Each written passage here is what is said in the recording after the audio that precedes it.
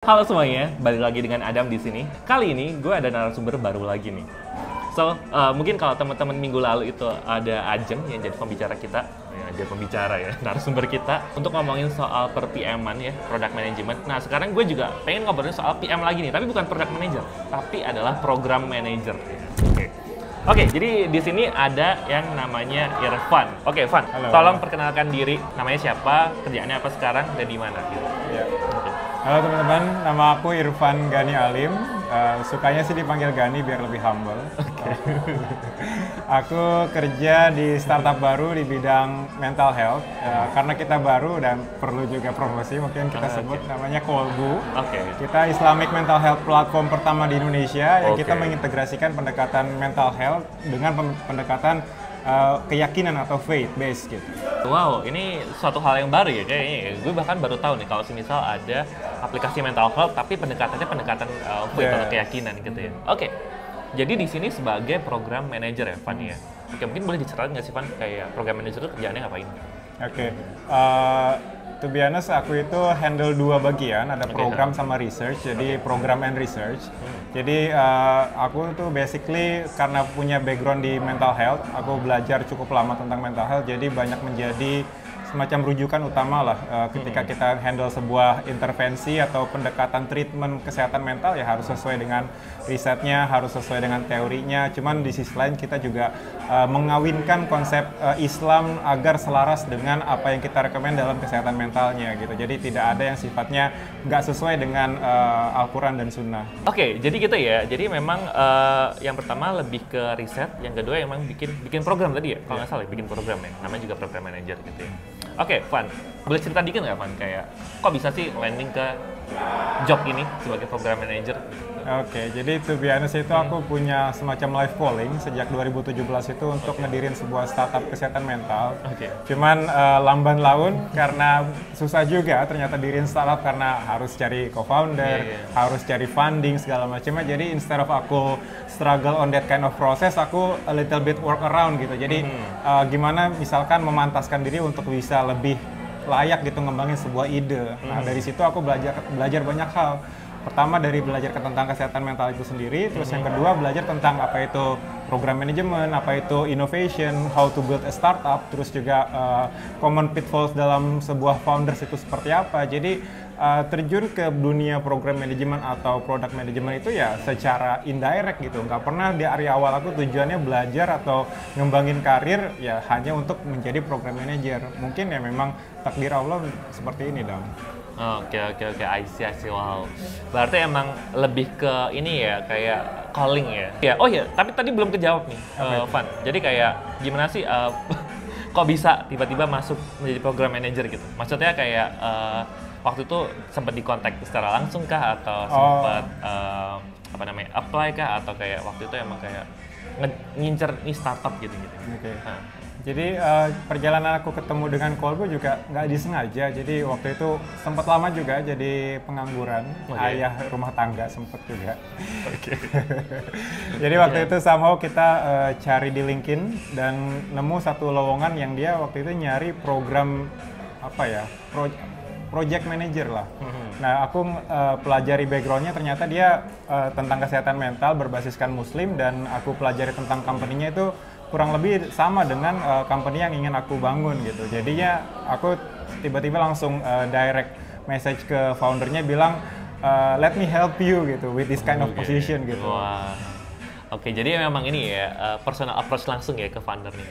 Oke. Jadi itu tadi adalah tentang kerjaannya ngapain, terus kemudian gimana kok bisa landing ke pekerjaannya sekarang.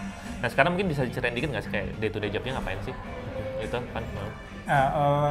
Jadi program manager dan research juga itu banyak ini ya. Aku baru nemu juga suatu istilah ketika aku langsung on the jobnya tuh kayak seperti melempar bola.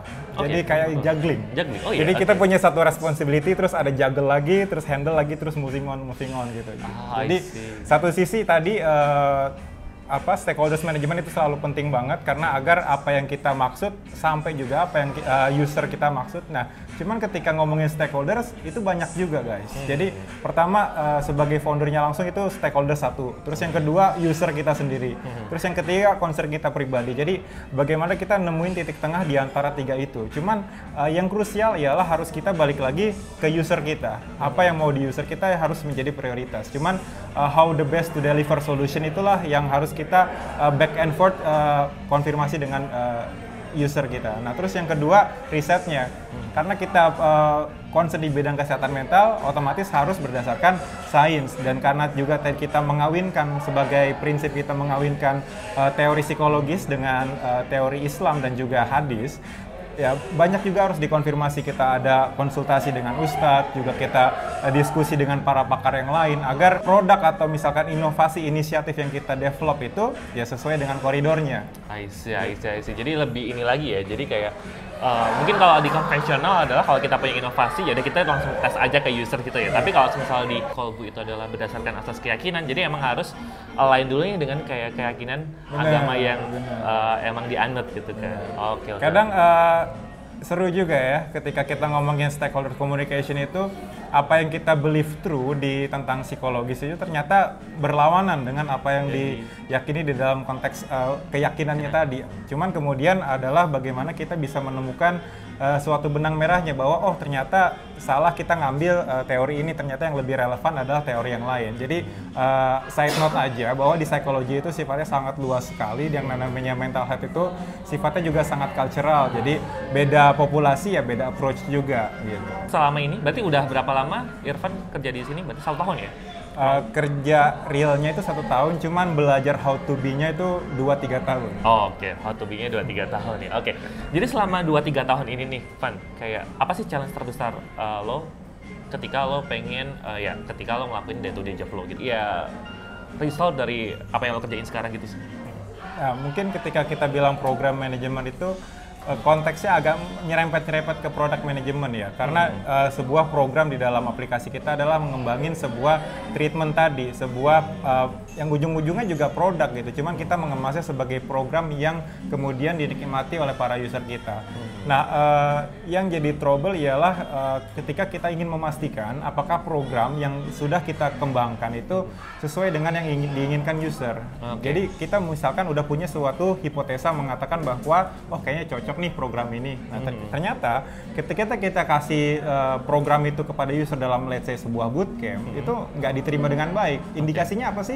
Misalkan user nggak selesai belajarnya, atau user nggak begitu komunikatif dalam interaksi antar kita dengan mereka. Terus yang ketiga mungkin dari keluhan dari mereka yang kita approach nggak ngejawab, atau juga dari data internal kita nunjukin bahwa user kita tuh nggak terlalu bermasalah, ada problem di dalam aplikasi. Dan itulah tugasnya kita untuk cari tahu itu. Nah, tetapi di sisi lain, ketika kita ngomong langsung sama user itu, sama pengguna aplikasi kita itu yang agak tricky. Jadi ada yang istilahnya itu bias, mungkin sama kali dengan penjelasan video sebelumnya, bahwa apa yang kita yakinin akan menjadi sebuah solusi ternyata beda gitu. Dan kita juga bahkan nggak bisa nanya langsung ke user. Misalkan, Adam, kamu mau apa sih tentang kesehatan mental yang menurut kamu aplikasi yang bermanfaat bagi kamu tuh apa? Nah, ternyata orang lapangan mengatakan bahwa pertanyaan itu tuh salah, karena user itu kita nggak bisa ajak berhipotesa. Kita nggak bisa nanya apa yang kamu mau, apa yang menurut kamu baik untuk kamu, sama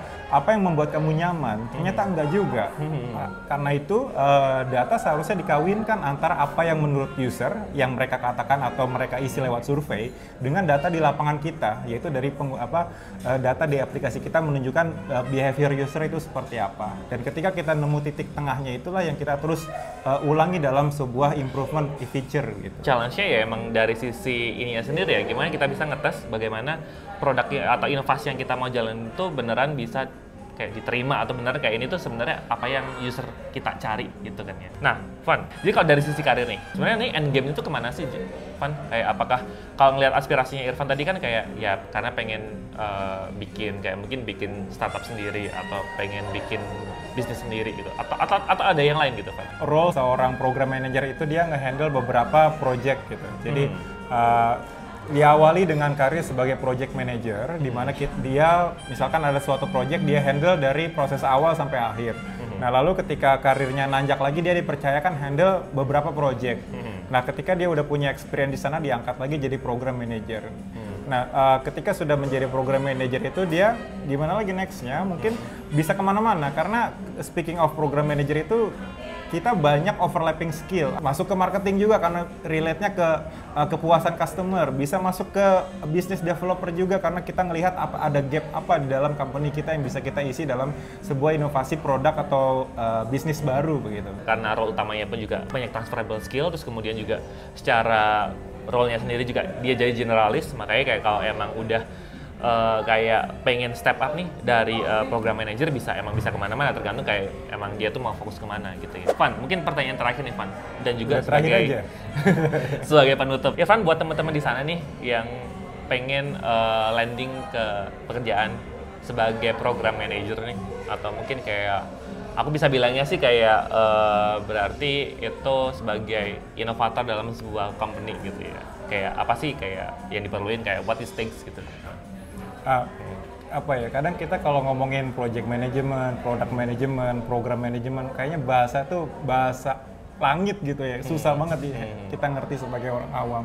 Cuman sadar nggak kalian tuh on day to day basis tuh kalian sudah menjadi project manager, sudah menjadi product atau program manager bagi kehidupan kalian sendiri. Coba bayangin misalkan ketika kalian let's say ingin ke kampus, kalian punya planning, oh aku akan naik angkutan umum, terus nextnya aku akan naik apa, terus kalau ada problem aku akan handle seperti apa. Contoh dari pengalaman organisasi kalian di kampus aja tuh ngebangun banget jadi portofolio kalian, misalnya jadi sebuah project manager atau program manager. Jadi kalau aku bisa bilang tuh lebih ke ini ya Van ya, mempersiapkan soft skill-nya ya Van ya. Jadi betul, kayak bener banget. Kan. Jadi kayak ya udah kalau untuk menjadi program manager itu tuh hard skill itu lebih karena kita nanti udah terjun ke industrinya, terjun ke kerjaannya, ya udah nanti kita akan belajar di situ. Tapi untuk yang soft skill kayak gini, itu kan udah kita kerjakan sama tiap hari ya kayak itu. Jadi kayak kita tinggal latih aja, ya optimize apa yang kita bisa optimize dari apa yang biasanya kita lakukan. Oke, thank you Irfan atas waktunya. Thank you juga buat teman-teman yang udah nonton sampai akhir, dan sampai jumpa di video selanjutnya.